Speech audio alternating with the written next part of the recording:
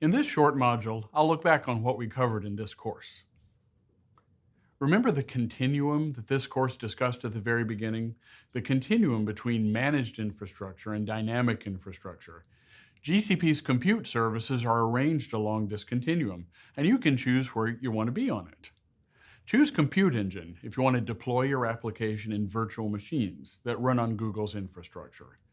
Choose Kubernetes Engine if you want instead to deploy your application in containers that run on Google's infrastructure in a Kubernetes cluster you define and control. Choose App Engine instead if you just want to focus on your code, leaving most infrastructure and provisioning to Google. App Engine Flexible Environment lets you use any runtime you want and gives you full control of the environment in which your application runs. App Engine Standard Environment lets you choose from a set of standard runtimes and offers finer grained scaling and scale to 0. To completely relieve yourself from the chore of managing infrastructure, build or extend your application using Cloud Functions. You supply chunks of code for business logic, and your code gets spun up on demand in response to events.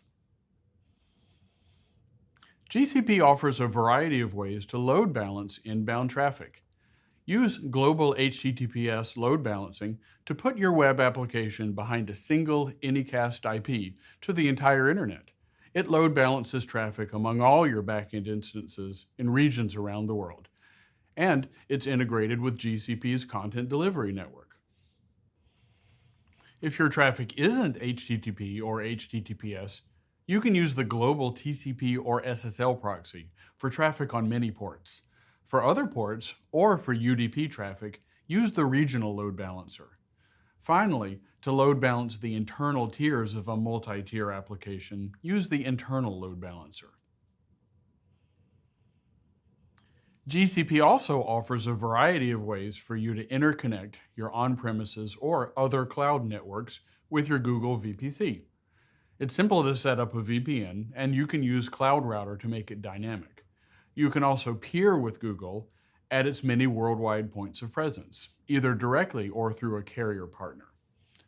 Or if you need a service level agreement and can adopt one of the required network topologies, use Dedicated Interconnect. Consider using Cloud Data Store if you need to store structured objects, or if you require support for transactions and SQL-like queries. Consider using Cloud Bigtable if you need to store a large amount of single-keyed data, especially structured objects. Consider using Cloud Storage if you need to store immutable binary objects.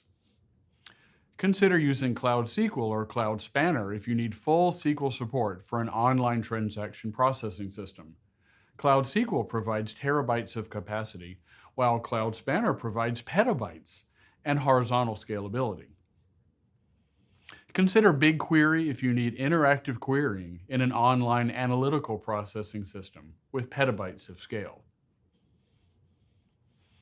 I'd like to zoom into one of those services we just discussed, Cloud Storage, and remind you of its 4 storage classes.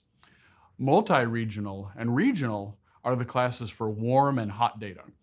Use multi-regional especially for content that's being served to a global web audience, and use regional for working storage for compute operations. Nearline and coldline are the classes for, as you'd guess, cooler data. Use Nearline for backups and for infrequently accessed content, and use coldline for archiving and disaster recovery.